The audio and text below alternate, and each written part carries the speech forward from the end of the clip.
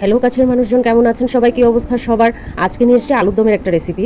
কোনো রকম আমিষ কোনো ধরনের হচ্ছে যে মশলা ছাড়া, আমিষ মশলা ছাড়া হচ্ছে যে এভাবে করেও যে আলুর দম রান্না করা যায় বাটার দিয়ে, আজকে আমি আমার রেসিপিতে তা দেখাবো। চলুন রান্না শুরু করে দেই। ফ্রাইং প্যানে প্রথমে হচ্ছে তেল গরম করে নিব। তাতে হচ্ছে যে শাহি জিরা, তেজপাতা আর এক টুকরো হচ্ছে দারচিনি আর এলাচ দিয়ে নিয়েছি।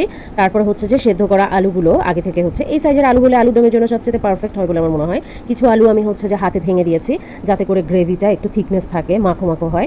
এবার তাতে হচ্ছে একে একে মশলাগুলো দিয়ে দেবো, একটু হালকা হাতে ভেজে নিয়ে নেড়ে ছেড়ে তারপরে হচ্ছে একে একে হচ্ছে যে লবণ আর মশলাগুলো অ্যাড করতে থাকবো। তো প্রথমে লবণ দিয়ে নিলাম, তারপরে হচ্ছে হলুদ গুঁড়া দিয়ে নিলাম, মাঝে আমি কাঁচামরিচ দিয়েছি, সেটা আমি স্কিপ করে গেছি। তারপর হচ্ছে জিরার গুঁড়া দিলাম, একটু মরিচের গুঁড়া, তারপর হচ্ছে গরম মশলার গুঁড়া দিয়ে হচ্ছে আমার মশলা কষানো শুরু করবো। একটু চিনিও দিয়েছি, চাইলে যারা একটু বেশি ঝাল খেতে পছন্দ করেন তারা চিনিটা স্কিপ করতে পারেন। এবার মশলাটা খুব ভালো করে কষিয়ে নেবো। এই যে দেখতে পাচ্ছেন, এই অবস্থায় কিন্তু এই আলুটা খেতে এত ইয়াম্মি লাগে বলার বাইরে, খুব মজা লাগে আমার। এভাবে করেও হচ্ছে যে আপনি খেতে পারেন চাইলে, সেক্ষেত্রে লবণের পরিমাণটা একটু কম দিয়ে নেবেন। আর যেহেতু আমি হচ্ছে একটু গ্রেভি রাখবো, তাই হচ্ছে এভাবে মাখো মাখো করে হচ্ছে যে কষিয়ে নিচ্ছি। মশলা কষানো হওয়ার মাঝে আমি একটা হচ্ছে যে শুকনো মরিচ জাস্ট হাতে চিড়ে দিয়ে নিয়েছি। শুকনো মরিচের যে ফ্লেভারটা আছে বাটারের সাথে, এটা খুবই অ্যামেজিং একটা ফ্লেভার।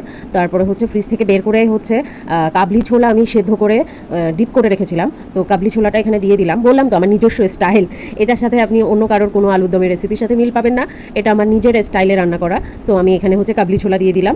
আমি অনেক সময় মটরশুঁটিও দেই, তবে মটরশুঁটি এখন ছিল না, যেহেতু গরম পড়ছে, গরমকালে তো মটরশুঁটি অ্যাভেলেবেল থাকে না, তাই আমি কাবলি ছোলাটাই হচ্ছে আগে থেকে সেদ্ধ করে ডিপ করে রাখা ওটাই দিলাম।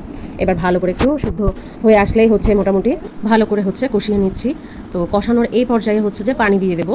পানিটা একটু বেশি পরিমাণে দেবো, কারণ হচ্ছে আমার মশলাটা সেদ্ধ হবে এক, দ্বিতীয়ত হচ্ছে আলুটা আরও একটু নরম হবে, যেহেতু এটা দেশি আলু তাই একটু শক্ত থাকে, সেদ্ধ করার পরেও হচ্ছে শক্ত থাকে। তো যাতে ভালো করে মশলা আর হচ্ছে লবণটা ভেতরে ঢোকে, তার জন্য হচ্ছে আমি একটু বেশি পরিমাণে পানি দিয়েছি। আর এখানে নিয়ে নিয়েছি কাজু কিশমিশ আর আমন্ড, আর সেই সাথে হচ্ছে আখরোটও নিয়েছি আর কি। তো বিভিন্ন রকমের বাদামটা হচ্ছে আমি একটু পেস্ট করে নিলাম, নিয়ে হচ্ছে আলুর দমে দিয়ে দিলাম।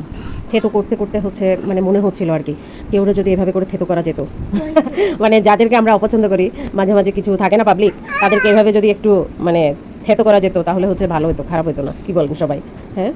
এবার হচ্ছে আস্তে আস্তে হচ্ছে যে কাজু কিশমিশের যে পেস্টটা ওটা দিয়ে মাখো মাখো হয়ে এসছে, এই যে ঝোলটা আস্তে আস্তে টেনে আসবে। তো তারপর হচ্ছে একটু গ্রেভিও থাকবে, সাথে হচ্ছে যে আলুটা দমটা খেতে অসাধারণ সুন্দর লাগে। এবার এখানে আমি একটু দুধ দিয়ে দেবো। দুধের যে ফ্লেভারটা আলুর দম থেকে আসে, এটা যে কী পরিমাণ ইয়াম্মি একটা ফ্লেভার আসবে, আপনি এটা এভাবে করে রান্না করে খেয়ে দেখবেন। তারপরে হচ্ছে যখন বাটার দেবো তখন আপনি অ্যামেজিং একটা হচ্ছে যে ফ্লেভার, সেই সাথে হচ্ছে যে খুব দারুণ একটা সুঘ্রাণ সারা রান্নাঘর থেকে একদম আপনার সারা ঘরে ছড়িয়ে পড়বে।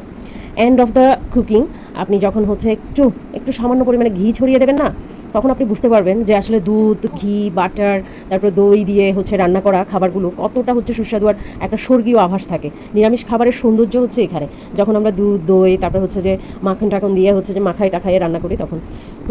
এবার আমি হচ্ছে তেজপাতাগুলো তুলে ফেলে দেবো। হ্যাঁ, বাটার দিয়েছি, একটু পরে হচ্ছে তেজপাতাগুলো একে একে হচ্ছে যে তুলে রেখে দিব, কারণ হচ্ছে তেজপাতাগুলো না আমাকে খুব ডিস্টার্ব করে। আমি যে কোনো মশলার ক্ষেত্রে হচ্ছে মশলাটা যদি উপরে ভাসতে থাকে তখন আমি ওই মশলাটা তুলে ফেলে দিই। হ্যাঁ, মানে এটা প্রায়ই করে থাকি আমি। হয়তো বা কোনো ভিডিও ক্লিপস আপনি দেখবেন, কোনো ভিডিও ক্লিপস আপনি দেখবেন না। জাস্ট বাটার দেওয়ার পর আলুর দমের যে কালারটা, টেক্সচারটা আপনি যদি সামনাসামনি দেখতেন, এটা তো হচ্ছে ভিডিওতে তাই না, সামনাসামনি দেখলে ওয়াও। এই আলুর দমটা এবার কীভাবে খাবেন? পরোটা, লুচি, রুটি, ভাত, খিচুড়ি, আপনি যে কোনো রিচ ফুডের সাথে এই আলুর দমটা জাস্ট অসাধারণ ফাটাফাটি লাগে। তো ছুটির দিনের রেসিপি কেমন লাগলো জানাতে ভুলবেন না। Tata, bye bye.